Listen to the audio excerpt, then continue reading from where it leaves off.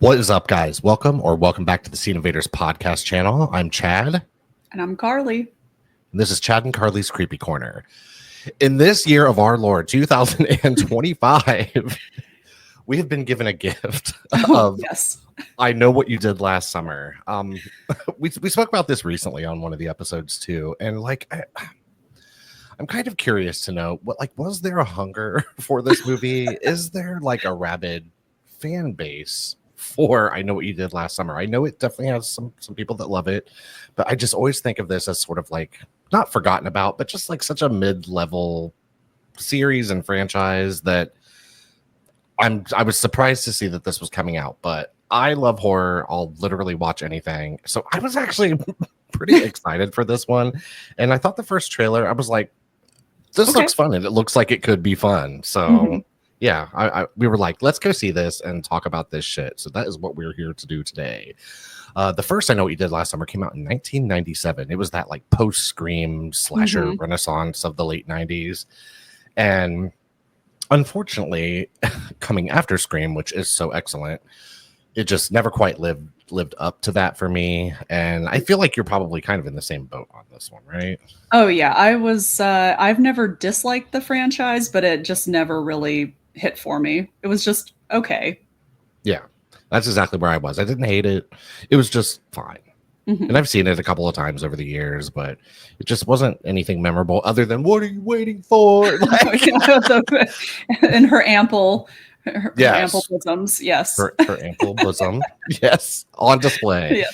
So yeah, I just always felt kind of whatever about this one. And then I know this is controversial even with you. I still Know What You Did Last Summer with Brandy. I actually like more than the original one.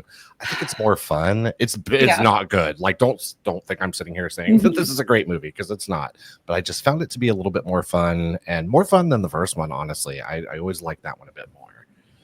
Yeah. No, I actually should, just since I rewatched both of the first two just a few days ago, I think I kind of agree with you. Yeah. And I turned to my husband. I said, I think I like the second one a little bit more than the first. Yeah. And it's not a good movie. It's not, because there's so many silly things in it. The whole killer reveal. Oh God. I can't believe you didn't know. Get it? Ben's son? Yeah. Like, oh my God. For sure. But there's something about, I like the setting, and I like how like minimal it is in a way. It feels more intimate, kind of, because there's just only a few people in the movie, really. And I like that kind of like isolated feeling that it gives you. And it's certainly not scary or anything, but it's just as fun. And I like how focused it is, like taking them to that island and kind of keeping them there and making everything sort of transpire amongst this group of like 7 or 8 people, something like that. So I always thought that was fun. And then the totally and completely forgotten about I'll Always Know What You Did Last Summer. Yeah. I know I saw it back in the day. I think I actually used to own the DVD of this, and I saw it once, and I kind of remember it being so bad it's good, kind of.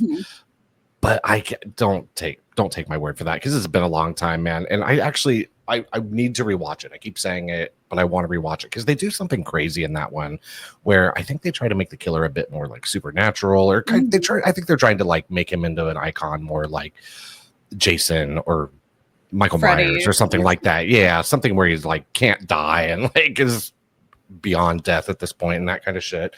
So yeah, I mean, I kind of like that idea in a way, but yeah, I don't know. It has a 1.4 on Letterboxd for a reason, guys.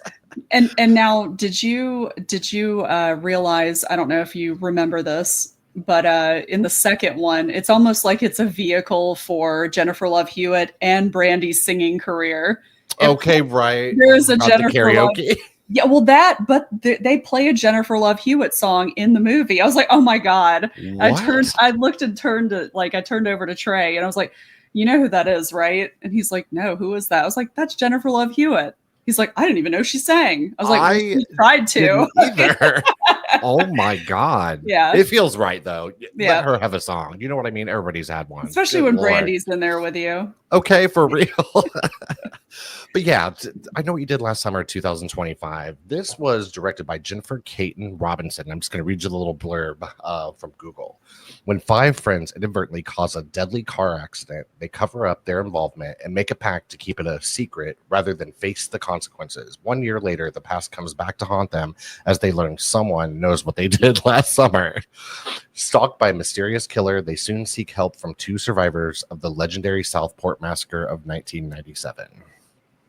So, like I said, I actually kind of was excited about this going in. The prequel, sequel, legacy sequels, all that shit. It's been kind of a thing lately. And they're hit or miss, usually miss. Yeah. But I was sort of, I think it's because I was like, is there a hunger for this? Or do people even like, are they wanting this? Mm-hmm. That made me kind of more interested in it in a way. Because I was like, wow, maybe they're about to come with like something really great. Maybe there's a great idea and they're about to like ignite this franchise and set it on fire. And well, I would say that's not the case with this movie. I did not hate it, but it's not very good. Yeah, no. It's essentially like a beat for beat rehash of the first movie. Yeah. And with a little bit of like elements of Scream. I noticed that one of the kills, I was like, oh, this is like Drew Barrymore's death in Scream. It's like, this is what's going to happen. Oh, it did. Okay. Okay, right, exactly.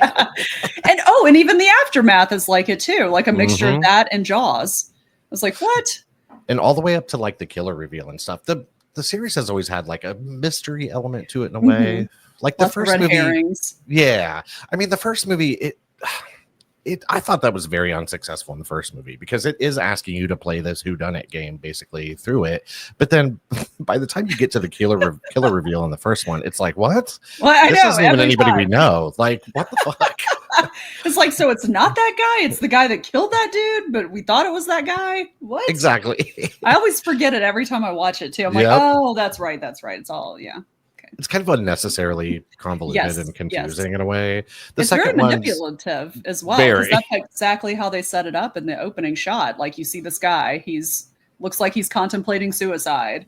And then you're like, oh, and he's even wearing something similar to the guy that they hit. So of course that's what we're going to think. Exactly. Well, this time around, they do change it up just a touch. The kids are a bit older in this. They're like post high school. At the age where like some of them could be getting married. There's a girl who goes through 2 engagements within a year in this movie. And I actually really liked her. She is Madeline Klein and she played Danica Richards. And she was to me the most entertaining character in this movie. She's stupid. She's like a dumb blonde bitch, basically. But I thought she had like some of the funniest lines, and she just was sort of the most fun to watch overall. She had some personality to her. She's meant to be kind of dumb and waspy and like all that kind of shit. But I thought she was a good time. And then the other character that I loved got taken out entirely too early. Which one was that? So they meet a girl. Well, one of our characters meets a girl on the plane or on her trip back to Southport. And this girl, of course, does a true crime podcast. So she is there to investigate the Southport murders of 1997. And her character was a blast. She says, I am not fucking kidding, guys, gentrification in this movie. And I laughed. Because I was like, what in the fuck? This movie, all of the dialogue and all of the buzzwords and slang and everything felt like a group of like 47-year-old men sat and wrote things that they think like 20-somethings would say. Yeah. It was a little awkward, some of that stuff. And of course, the writing was there was a lot of telling and not showing. Like it's like, oh well, what do you think about this guy? And then like we like look at the other two talking, like, oh, were you gonna get back with her? It's like, oh my god, no shit. It's just like exposition everywhere. Yes, yeah, very much tell, not show. But I don't want to like completely shit on this. No. There were things about it that I did like, and the most successful thing I think this time is that I think that they made the killer or the fisherman actually seem kind of menacing and imposing. Because before it was just, I mean, it's still, I don't find it scary, but I No. just never found him very menacing or imposing in any of the other movies. But the way that they like edit him in this and like amp up the sound of like footsteps and that kind of stuff, I thought it really gave some weight to that character and made it feel dangerous. And I was like, oh, okay, like they're at least presenting it well, even though the kills I would say are Pretty lame, like a step above PG-13, right? like barely.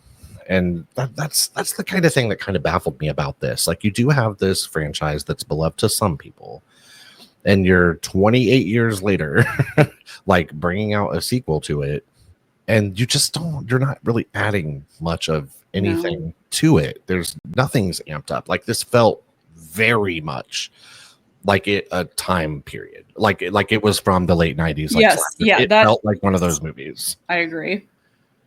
And I mean, I like that period of film, but I think this was just, it just needed something more. It needed more like oomph to it, in my opinion. And it just, I think, played everything entirely too safe. Yeah, I think it did too. I just, I feel bad. We're like maybe 10 or 15 minutes into the movie, and the main co-lead girl, not the ditzy one, I forgot what her name is, but the one who comes back into town.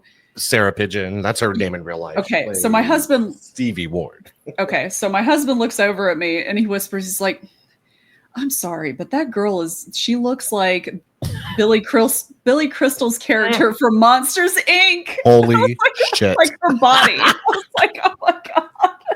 I feel that for sure. Like, aw. Yeah, I don't know. Like, this is the kind of thing that if you love I Know What You Did Last Summer, I mean, you're probably going to go see this anyway, but I think this is a hard recommend. Although, I mean, I've seen worse things, and I've seen worse things this year for sure. And we have to talk about Jennifer Love Hewitt and Freddie Prinze Jr. too, because they bring back legacy characters, of course, because we're in sequel, requel, legacy, sequel, all that shit territory. And the way that we're spoiling this movie, guys, just so you know, we haven't done anything yet, but we're going to talk spoilers on this movie. So bail if you're not into that, or if you've already seen it, please stay and join us. But Jennifer Love Hewitt, she's like, so now she's like affected by all. Oh, please. I'm just going to say the first thing that I noticed about her character, I was like, oh my God, is that a Cure shirt? She's introduced wearing the Cure Disintegration shirt. I'm like, oh, all right, Julie James, I'm with you. Okay, right. What are we doing? We would be homies in real life, and we're like the same age basically too, so that would work. I actually turned to Chris and I was like, she has a Cure t-shirt on. He was like, that's what I said to Trey too. I was like, that's a Cure shirt. So yeah, that immediately makes me want to be her homie for sure.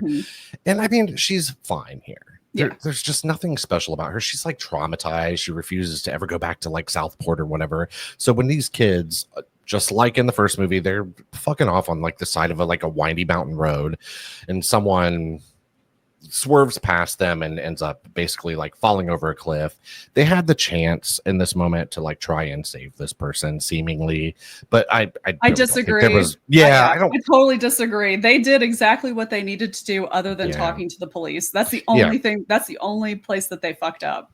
Yeah, because honestly, like, that's what I kept thinking through this. Like, why did you write this like that? Because all you would have had to do is call the police. Somebody just had an accident. Your car's not hit or anything. Like, I mean, it was just silly, but you have to have a movie. So yeah, but no, I just love the fact that like, well, they don't like that basically are, contemplating calling the police, what they should do. And one of the characters is like, well, you were out on the road. Well, that's fine. We don't have to say you're out on the road. Yeah, but we all know that you were. It's like, so yeah, exactly. Lie about it. We could either lie about that or just conceal this big, huge, giant lie. Exactly. Which one's worse? Which one's worse?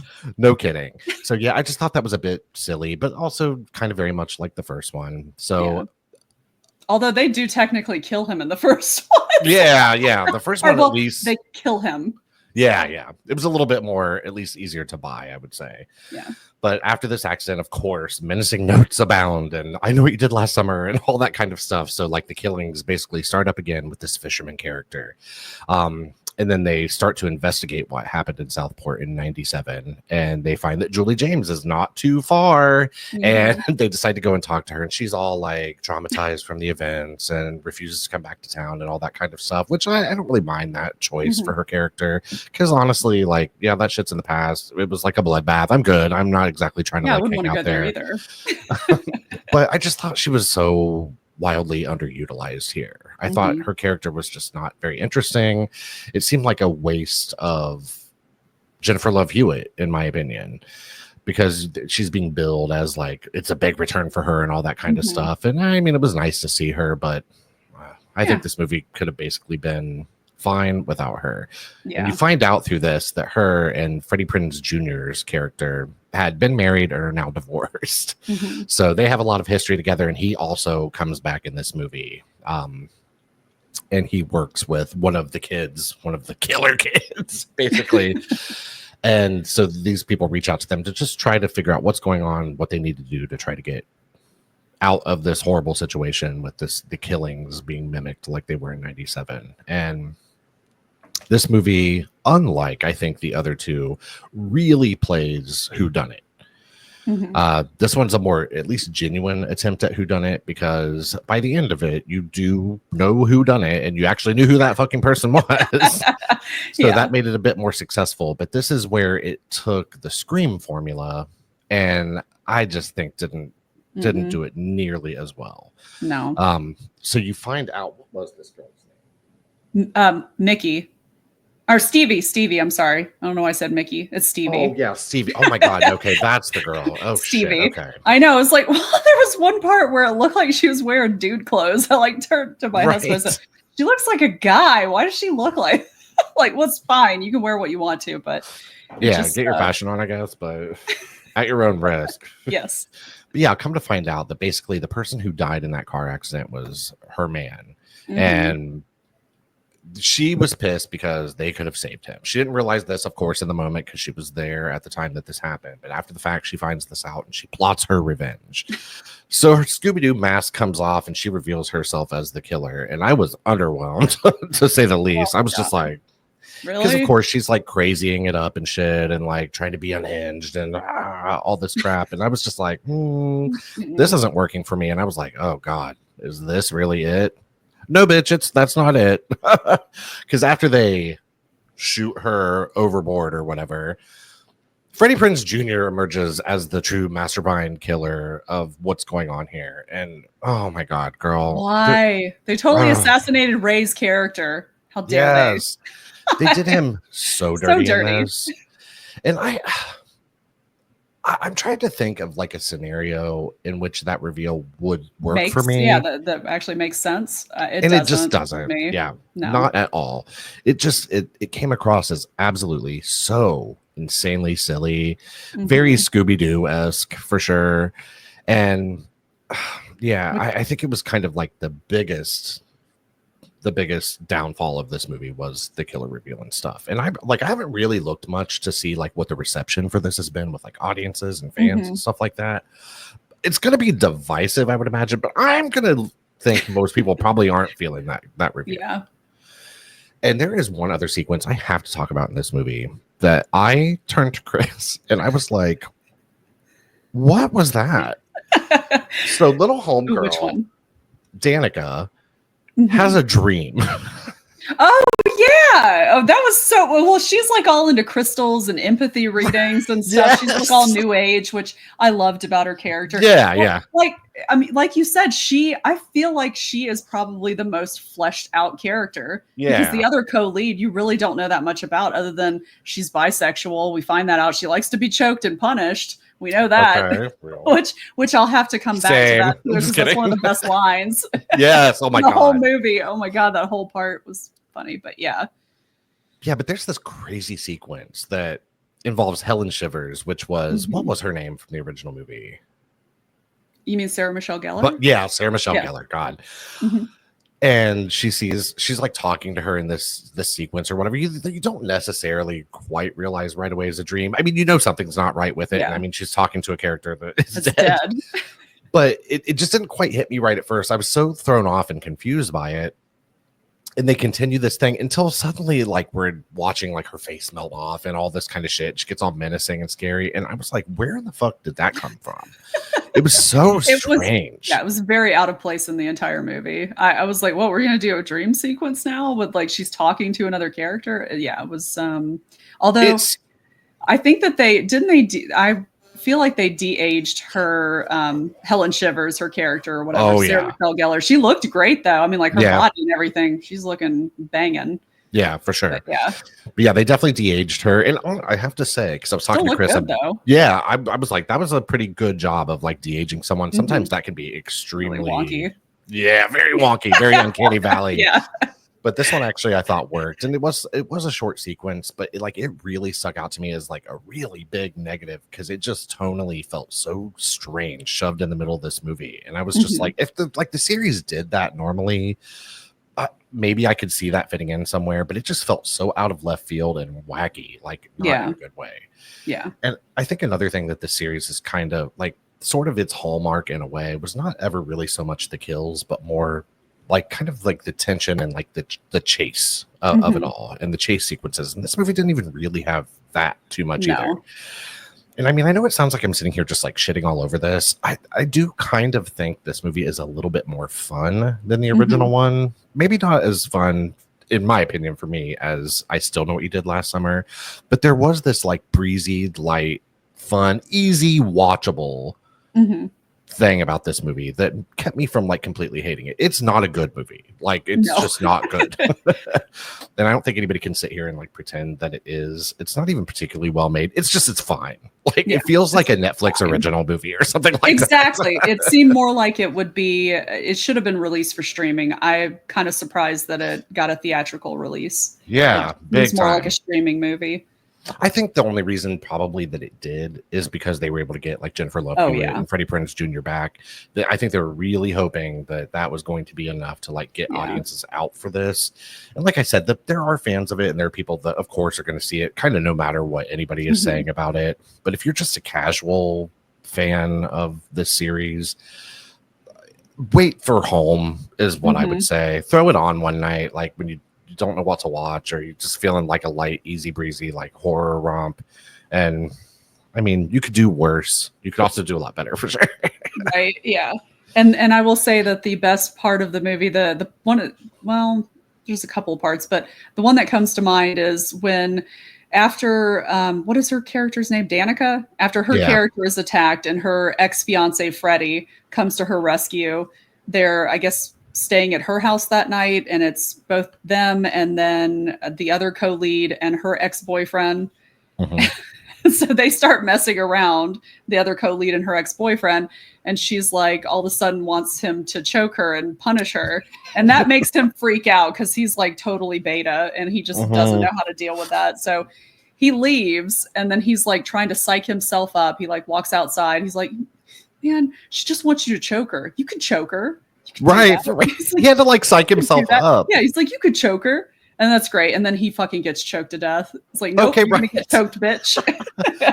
I think that's interesting too, because unfortunately, I think that sort of in line with like that particular generation right now. Yes. Like compared to us and like our generation, like thoughts about sex and all of that kind of stuff are just so wildly different than they were for us and are for us now because of how we grew up and stuff. So I thought that actually felt fairly like kind of accurate, but I thought he was just a pussy. I was like, come on, dog. I know. I was like, dude, just choke her. It's not hard.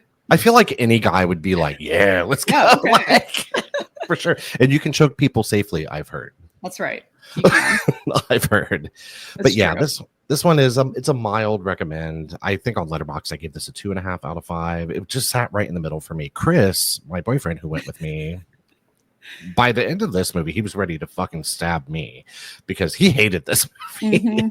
He's not a horror guy anyway. And yeah, he just was like, this is the dumbest shit I've ever seen. And I was like, I'm just more forgiving about some stuff because I love slashers.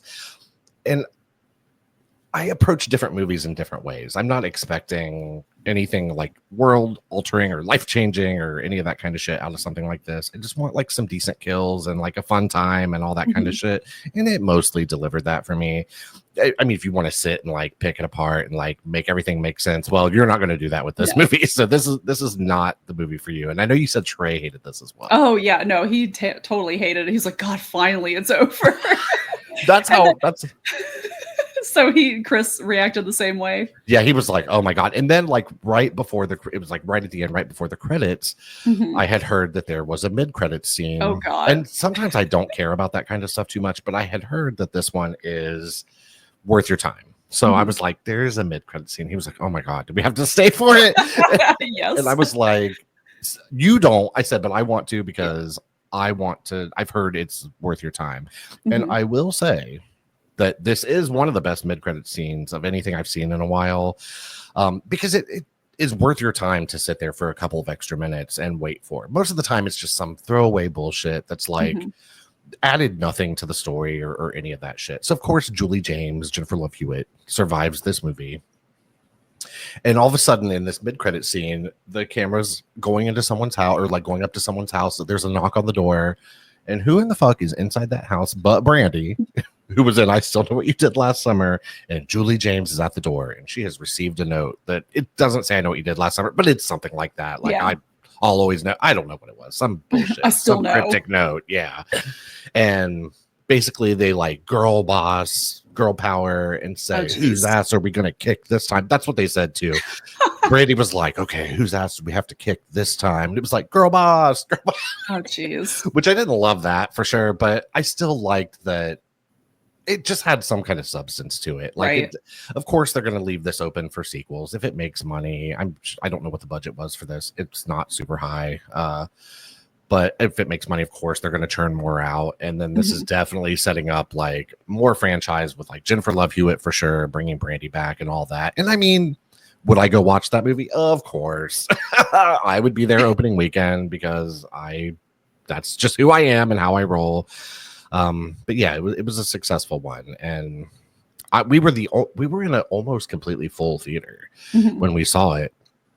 And we were the only two that were there for the mid-credits scene. So. Oh, that's funny. I think everybody in our theater got the memo prior to, except for me, because I wasn't aware that there was a mid-credit scene until afterwards. And like half the people were like staying as the credits were rolling. And I was like, okay, well, we should probably go. Because we're terrible parents, but we did cover his eyes during those parts. But he went? Hell yes, we let Ben go. I think this was fine for that. Yeah. I mean, the only thing we were really concerned with was really the two kind of sexy scenes. Yeah, sure. Kind of had to cover his eyes for that, but yeah, so we didn't stay for that, unfortunately. But I did want to mention one more thing about Freddie Prinze's acting is that I feel like it has actually gotten progressively better over all three movies. This was definitely the best acting he's done in the series because the first one, if you go back and rewatch it now, he's not very good in it. No, he's not very good. He is the weakest link in that movie. You know who he kept reminding me of in a major way was Keanu Reeves. Oh yeah, like an older one, yeah. Well, or like in the first one, or are you talking about now? No, in the new one. Like, yeah. He just has this sort of like nonchalant way that he talks and stuff, very like Keanu Reeves, and yeah, that's just like what kept coming to mind as I watched him in this. But I'm gonna agree with you on that too. Like, I actually thought he was pretty good in this, and I thought he added more, in my opinion, than Jennifer Love Hewitt did to the movie. Yeah. I mean, even though he is a killer or whatever, he was a more interesting character overall, and I think he was just better utilized through the story than she was. She was just like someone they would go to every once in a while to like get a little bit of like information, and then she'd be gone for a long time, and then like the same thing would happen again basically. And he was woven through it a bit more, and I thought it made him a bit more interesting. But yeah, now I'm dying to know, are they going to like reignite the Urban Legend franchise? Because I feel like that's like the only thing that could possibly be left. Were those movies even popular back in the day? I don't know. I know that I watched it. I want to say Urban Legend was actually better than I Know What You Did Last Summer. Yeah, I always liked it more too. Not by much, but it was at least a more interesting story. I think that the idea of urban legend has so much potential. And I Mhm. think you could like really make something amazing there. So actually that's a franchise I wouldn't be mad if they brought it back, as long as they like have a real reason to do it. Yeah. This just felt rather pointless to me overall. And Mhm. I know we were just saying on a recent episode that it'd be nice to have a good like summary horror franchise or like something like that coming along, but I don't think this is that movie. I don't think so either. Unfortunately. So yeah, for me, watch it at home, man. Like Yeah. it gets a shrug, basically. I got about the same. What would you rate this out of 5? Out of 5, either 2, 2.5. Yeah. It's not like awful, but it's, Chris was appalled. Oh, I bet. He's like, I "What?" gave it a 2.5. Yeah, Yeah. He was like 0. he was like, please tell me that's not your rating, because he saw me putting it in my letterbox or whatever. And I was like, it really was a 2.5 to me though. Like but yeah, this was and like what you just said, I'm sorry, I just wanted to, like, when we got into the car afterwards, we were talking about it. I asked my son, I was like, oh, so what'd you think, buddy? And he's like, I really liked it. And then Trey was like, I thought it was awful. And I was like, I thought it was okay. And then poor Ben, like, we're talking about it in the car. And then I asked him again later. Well, and I said to him first, I was like, well, buddy, it's okay if you liked it. Yeah, of course. If you liked it, you liked it. Mm-hmm. Don't change your opinion just because me and your father, had different opinions on it. Mm-hmm. And I got home and I tucked him in and I was like, so, again, did you like it? He's like, it was okay. He was like, it was mid. Okay. I mean, that's right though. It is mid. Yeah. I would say too that this is a movie that I think actually skews a little bit younger, kind of. I think so like too. This felt very much like a PG-13 horror with people saying fuck and like a little bit of like sex and stuff, because it's not terribly violent. So I think this would be a perfectly fine for like, what your kids can handle and stuff. Like this would be a good kind of like gateway horror movie. The original was like that too, I thought, and so was I Still Know. They're just like safer R-rated slashers. So that'd be a good thing to like kind of ramp your kids up to like much crazier shit, like Terrifier and things like that. Geez. Has he seen Terrifier? Oh God, no. Oh, okay.